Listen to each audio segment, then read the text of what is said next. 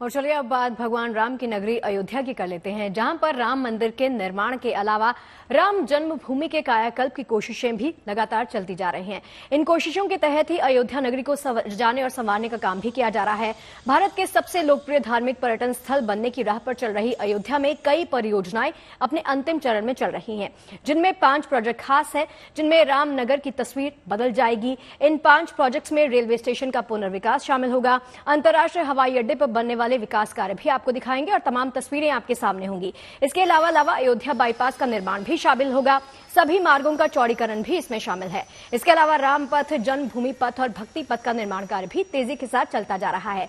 अभी से अंदाजा देखिए लगाया जा रहा है कि 22 जनवरी को राम मंदिर के गर्भगृह में रामलला की प्राण प्रतिष्ठा के बाद हर साल करीब 10 करोड़ पर्यटक यहां पर आएंगे। ऐसे में देश के बड़े बड़े होटल कारोबारियों की नजर भी अयोध्या नगरी पर यानी अयोध्या के विकास पर जाकर टिक गई है। ताज समेत अभी तक 26 होटल्स के निर्माण को इजाजत मिल चुकी है।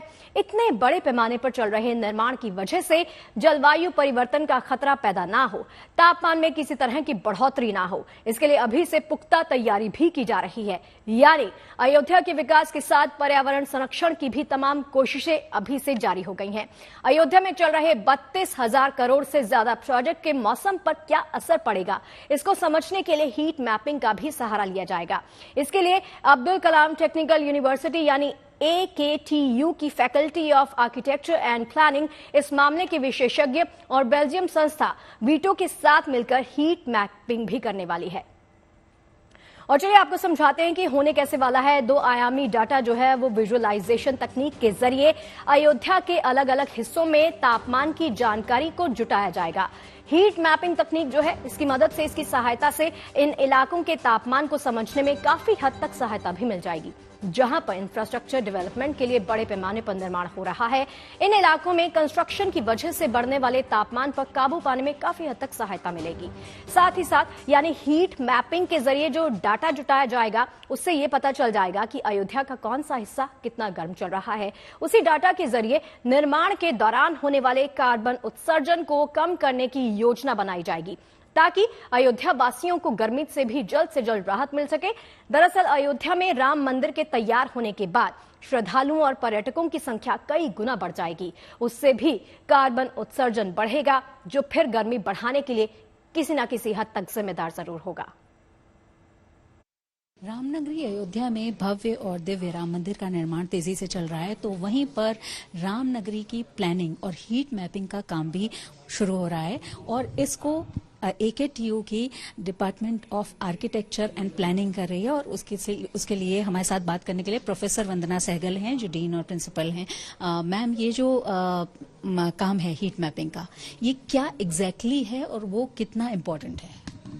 तो जो हमारी नई सिटीज़ बन रही हैं, और क्योंकि हमने सब जान रहे हैं कि क्लाइमेट चेंज हो रहा है और तापमान बढ़ रहा है, तो उससे क्या हो रहा है कि जो हमारे डेंस एरियाज़ हैं वो ज़्यादा गर्म हो जाते हैं। और जो साल में हमारे होते हैं कि 3 दिन होते हैं, 4 दिन होते हैं जब हम बिल्कुल बाहर नहीं निकल पाते हैं, इतनी ज़्यादा एक्सट्रीम हीट होती है with of course humidity which we are always saying.